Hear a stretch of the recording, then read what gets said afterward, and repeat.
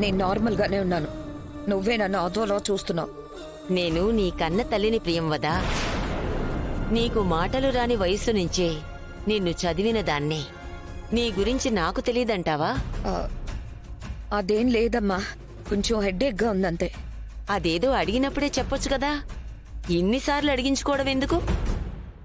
ఉండు, కాఫీ కలుపుకొని తీసుకొస్తాను.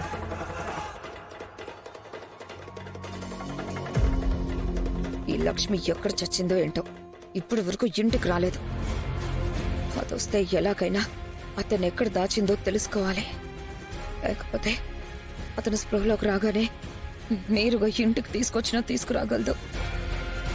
అలా జరిగింది అంటే నేను బతకాల్సిన అవసరం లేదు. లక్ష్మి, ఏ లక్ష్మి, ఈ టైం వరకు ఎక్కడికి వెళ్ళావు? అత్తయ్య, మేము డైలీ ఈ టైంకే కదా వస్తాం. లక్ష్మి కాలేజ్కి వచ్చిందా మేడీ? స్టార్టింగ్ నుంచి తెలియదు కానీ మధ్యలో వచ్చి జాయిన్ అయింది అత్తయ్య. అప్పటి వరకు ఎక్కడికి వెళ్ళిందో ఎవరికైనా చెప్పిందా? అసలు ఈ లక్ష్మి ఏం చేస్తుందో, ఎక్కడికి వెళ్తుందో ఎవ్వరికీ చెప్పట్లేదు. ఇలా ఎందుకు ప్రవర్తిస్తుందో నాకు అర్థం కావట్లేదు. ఏటమ్మగారు, ఏటంటున్నారు మీరు?